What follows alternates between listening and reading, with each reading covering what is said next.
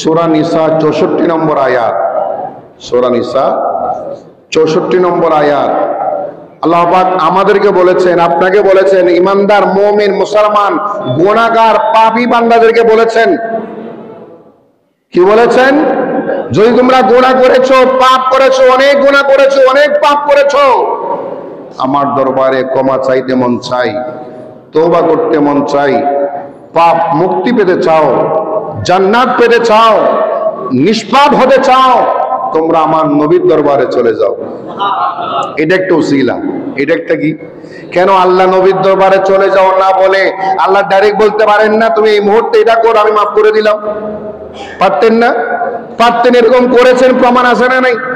আল্লাহ সরাসরি মাফ করেছেন ছোট্ট একটা উসিলা নিয়ে, ছোট্ট একটা আমল নিয়ে, প্রমাণ আছে না নাই? আর সূরা নিসা 64 নম্বর আয়াতে আল্লাহ বলে দিলেন, ওয়ালাউ আন্নাহুম ইয যালামু আনফুসাহুম জাউকা ফাস্তাগফিরুল্লাহ ওয়াস্তাগফারা লাহুমুর রাসূল লাওয়াজাদুল্লাহা তাওয়াবার রহিমা। চলো বলুন সুবহানাল্লাহ। রব্বুল ইরশাদ করলেন সূরা নিসা 64 নম্বর আয়াত, ওয়ালাউ আন্নাহুম ইয যালামু أنفسهم جاءوك فاستغفروا الله واستغفر لهم الرسول لوجدوا الله توابا رحيما। জোরে বলুন সুবহান। রব্বুল ইরশাদ করে, ওয়ালাউ আন্নাহুম যালামু, যদি আমার বান্দারা নফসের উপর জুলুম করেছে, অত্যাচার করেছে, সে বুঝতে পেরেছে তওবা করার জন্য, সে বুঝতে পেরেছে আমার কাছে মাফ চাইবে, ক্ষমা চাইবে, ইয়া রাসূলুল্লাহ একটা উসিলা দিয়ে দিলাম, জাউকা, তারা মাফ চাওয়ার জন্য আপনি নবীজির দরবারে আসবে।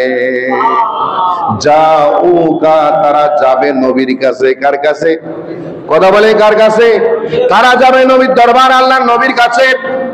এই কোরআন আয়াত নাজিল হয়েছে প্রায় ১৫০০ বছর আগে, ১৪৫০ বছর আগে এই কোরআনে কারীম নাজিল হয়েছে। এখনো নবীর দরবারে যাওয়ার বিধান আছে না নাই? আছেন?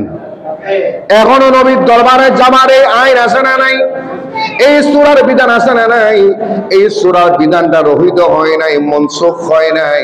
কোরআন শরীফের কতগুলো আয়াত কিন্তু মনসুখ হয়েছে, কতগুলো আয়াতের হুকুম মনসুখ হয়েছে, কতগুলো আয়াতের আমল রহিত হয়েছে, কতগুলো আয়াতের তেলাওয়াত রহিত হয়েছে, কিন্তু এই আয়াত এখনো রহিত হয় নাই, এখনো রহিত হয় নাই, আগামীতেও হবে না, কিয়ামত পর্যন্ত সেই আয়াতে কারিমা চলমান থাকবে। রব্বুল ইরশাদ করলে, তোমরা গুনাহ করেছো, ইয়া রাসূলুল্লাহ তারা তওবা করার জন্য জাউকা, আপনি নবীর দরবারে আসবে, আপনার কাছে এসে কি করবে? ফাস্তাগফিরুল্লাহ, তারা আমি আল্লাহর নিকট ইস্তেগফার করবে, ক্ষমা চাইবে। কার কাছে? জোরে বলেন কার কাছে?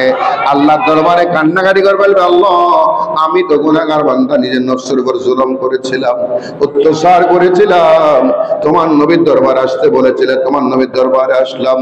ওয়াস্তাগফারা লাহুমুর রাসূল, আপনি ক্ষমা চাইলে হবে না, শুধু আপনার ক্ষমা চাওয়ার পরে আল্লাহর নবী যদি আপনার পক্ষে সুপারিশ করেন। কার কাছে? এই সুপারিশটা একটা উসিলা। সুবহানাল্লাহ বলেন।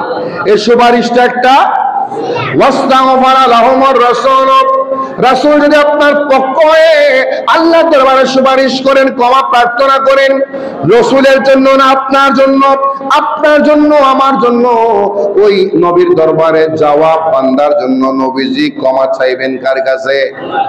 আপনিও ক্ষমা চাইলেন আপনার নিজের জন্য, আপনি আপনার নিজের জন্য ক্ষমা চাইলেন, আপনার পক্ষ হয়ে আল্লাহর নবীও ক্ষমা চাইলেন। কার কাছে? আল্লাহ আমার উম্মতকে মাফ করে দাও, আমার উম্মতের গুনাহ মাফ করে দাও, আমার উম্মতকে নিষ্পাপ বানিয়ে দাও। এখনো রোজে পাকে নবীজি কান্না করে করে আল্লাহর দরবারে উম্মতের গুনাহ মাফ চান। সুবহানাল্লাহ। রব্বুল ইরশাদ করলেন, নবীজি ক্ষমা চাইলে, আপনার পক্ষে সুপারিশ করলে, আপনার পক্ষ হয়ে যদি নবীজি আমার নিকট সুপারিশ করে, আমি আল্লাহ তার তওবা কবুল করে নিব, তাকে দয়া করব, মকবুল করে নেব, জীবনের গুনাহ মাফ করে দেব। যারা বলুন সুবহান। এখন বলেন এই আয়াতের মধ্যে দুইটা জিনিস, একটা হচ্ছে আপনি নবীজির দরবারে যাবেন, এটা একটা ওসিলা, এটা একটা কি ওয়াসিলা। আবার আপনি ক্ষমা চাইলেন, আপনার পক্ষে নবীজিও ক্ষমা চাইলেন, এটা একটা ওসিলা।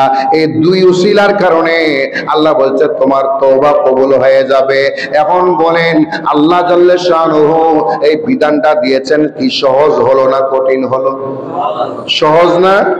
অনেক সহজ করে দিলেন বান্দার গুনাহ মুক্ত হওয়ার জন্য, পাপ মুক্ত হওয়ার জন্য।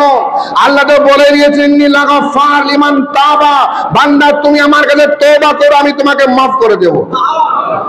ওই তওবাটা একটা ওসিলা, তওবাটা একটা